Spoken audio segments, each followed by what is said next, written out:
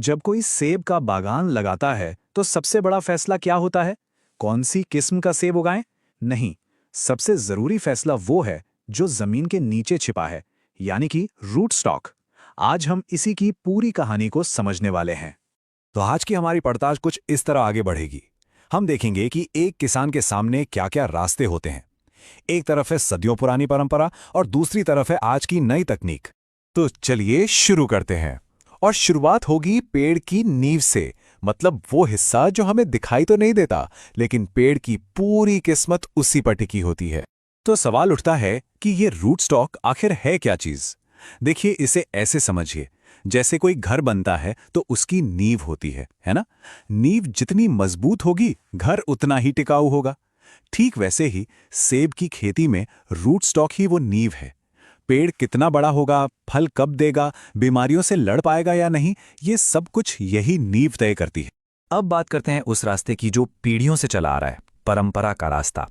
हिमाचल के पुराने बागों में जो बड़े बड़े विशाल सेब के पेड़ दिखते हैं ना, वो इसी तरीके से उगाए गए हैं। इसे कहते हैं सीडलिंग रूट स्टॉक। इसकी खासियत क्या है भाई? इसकी प्राकृतिक ताकत जरा सोचिए। इसकी जड़ें जमीन में 4 से 5 मीटर तक नीचे चली जाती हैं, मतलब तेज आंधी तूफान भी इसे हिला नहीं पाता। और यही वजह थी कि हमारे दादा परदादा इसी पर भरोसा करते थे। पानी कम हो, मिट्टी बहुत अच्छी ना हो, ये पेड़ टिका रहता था। लेकिन इस जबरदस्त ताकत की एक बहुत बड़ी कीमत चुकानी पड़ती है, और वो कीमत है वक्त। सोचकर देखिए, एक किसान ने आज बीज बोया और उसे अपनी पहली ठीक-ठाक फसल के लिए 12 से 15 साल इंतजार करना पड़े। 15 साल, ये तो मतलब एक पीढ़ी का इंतजार हो गया। और बस यही इसकी सबसे बड़ी कमजोरी है। आज की तेज रफ्तार दुनिया में कौन सा किसान है जो एक दशक से भी ज्यादा सिर्फ इंतजार कर सकता है बिना किसी कमाई के? ये मुमकिन ही नहीं है। तो फिर इसका हल क्या है? चलिए अब देखते हैं कि विज्ञान ने इसका क्या तोड़ निकाला है। ये है नया रास्ता, आधुनिक क्लोनल रूट स्टॉक्स का। और इसकी खास बात यह है, यार होते हैं।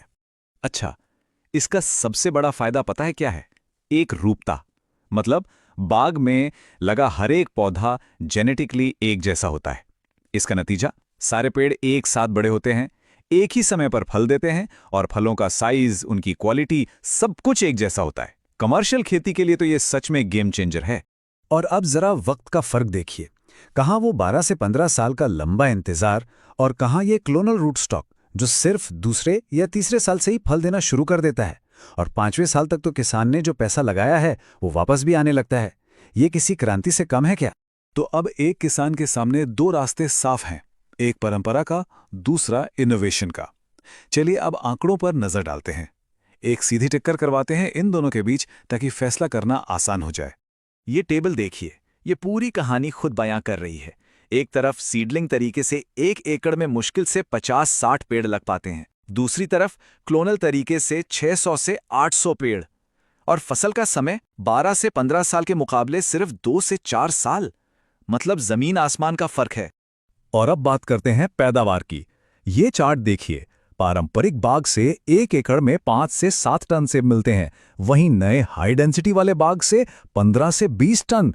मतलब उसी जमीन के टुकड़े से दोगुनी बल्कि तिगुनी पैदावार। कमाल है। और देखिए, बात सिर्फ पैदावार की नहीं है, काम करने की आसानी की भी है। वो 25-25 फीट ऊंचे पेड़ों पर चढ़कर स्प्रे करना, सेब तोड़ना, कितना मुश्किल और खर्चीला काम है। वहीं दूसरी तरफ ये छोटे पेड़ हैं जिन पर जमीन पर खड़े खड़े ही सारा काम हो जाता है। लागत भी कम, मेहनत भी कम। अच्छा, ये तो हुई एक किसान की बात, लेकिन अब इस फैसले को जरा बड़े पैमाने पर देखते हैं, पूरे हिमाचल प्रदेश के नजरिए से, जिसे भारत का एप्पल स्टेट भी कहा जाता है। ये आंकड़ा देखिए, भारत का 80% सेब अकेला हिमाचल प्रदेश पैदा करता है।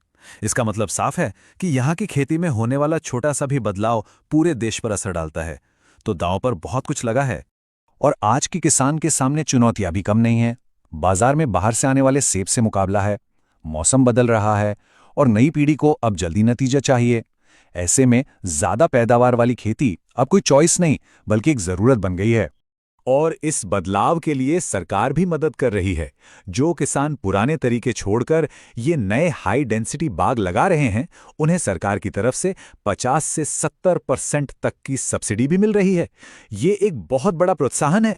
तो इन सारी बातों को, सारे आंकड़ों को देखने के बाद हम आखिर किस नतीजे पर पहुंचते हैं? एक कमर्शियल किसान के लिए आज सही रास्ता कौन सा है? सवाल बिल्कुल सीधा है और जो हमारे पास जानकारी है उसके आधार पर जवाब भी उतना ही साफ है। तो जो एक्सपर्ट्स की राय है वो एकदम साफ है। अगर कोई कमर्शियल तौर पर सेब की खेती करना चाहता है तो उसे सीडलिंग रूट स्टॉक का रास्ता बिल्कुल नहीं अपनाना चाहिए। ये एक पुरानी तकनीक है जो आज के ज़माने में आर्थिक रूप से फायदेमंद नहीं रही। तो ये जो बदलाव हम देख रहे हैं, यह हमें एक बड़े सवाल के सामने लाकर खड़ा कर देता है कि आने वाले समय में खेती का भविष्य कैसा होगा? क्या हम विज्ञान की रफ्तार और परंपरा के तजुर्बे को एक साथ लेके चल पाएंगे? ये